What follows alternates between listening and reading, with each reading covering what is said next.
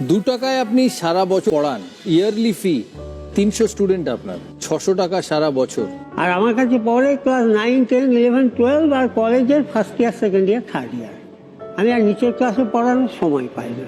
কোন কোন সাবজেক্টস পড়ান? আমি সেকেন্ডারি সেকশনে সায়েন্স স্ট্রিম ছাড়া বাকি সবটাই পড়াই।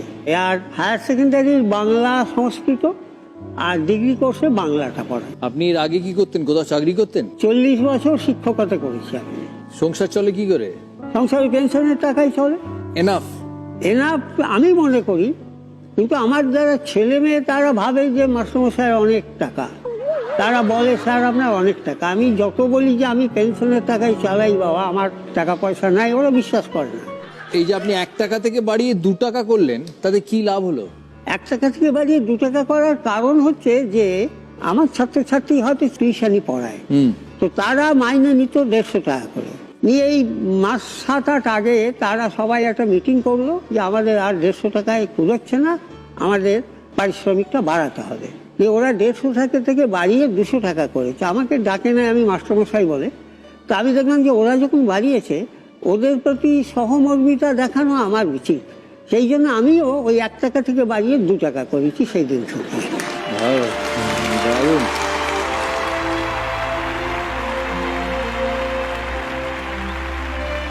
মানে 65 থেকে পড়াচ্ছেন? আগে হ্যাঁ, কতগুলো প্রজন্ম পড়িয়েছেন? প্রায় 4টে জেনারেশন আমি পড়াচ্ছি। মানে এখন যে পড়ছে তার বাবা, তার বাবা, তার বাবাকেও পড়িয়েছি। প্রথম দিকটা আমি যদি ধরি আর কি। এরকম কেউ আছে ছাত্র যে তার বাবা? হ্যাঁ, আছে আছে আছে, এখনো আছে। তো আমি ওদেরকে বলেছি আমি এখনো তোদের নাতি নাতনিদের পড়াবো, তোরা চিন্তা করিস।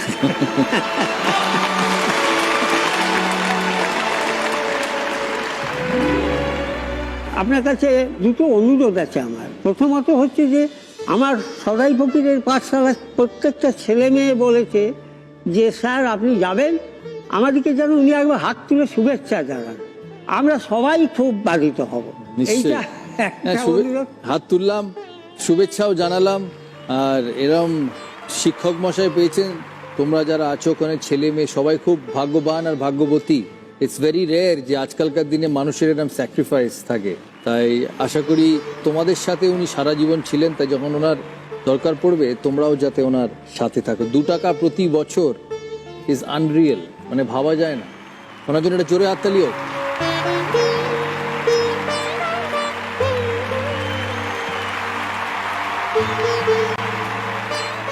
আপনার কাছে আমার একটা প্রশ্ন আছে, জানেন আমি এই প্রচুর ছাত্র আন্দোলন দেখি 1965 থেকে এখন 2019, অলমোস্ট 54 ইয়ার্স।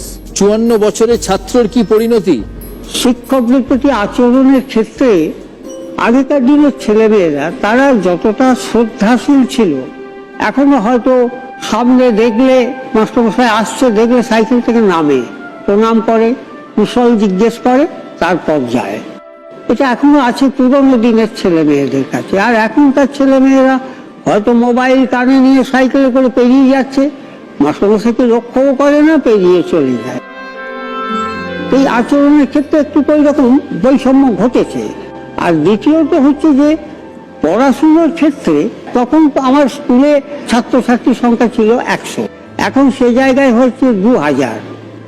সংখ্যা অনেক বেড়ে গেছে, কিন্তু তখন স্কুল থেকে একটা ছেলে বা একটা মেয়ে যদি ফার্স্ট ডিভিশনে পাস করতো, গোটা এলাকাতে হই হই পড়ে যেত যে অমুক স্কুলের অমুক ছেলে ফার্স্ট ডিভিশনে পাস করেছে। এখন ফার্স্ট ডিভিশনে ছড়াছড়ি, কিন্তু সেই উন্মাদনাটা মানুষের মধ্যে আর নাই। এইটা হচ্ছে তফাৎটা। কার প্রশ্ন নেবেন আপনি? আমি এই হাউস ওয়াইফ যিনি রয়েছেন, হাউস ওয়াইফ করুন। আমার প্রশ্ন হলো গ্লাম ফ্লাওয়ারকে আমরা কি নামে চিনি?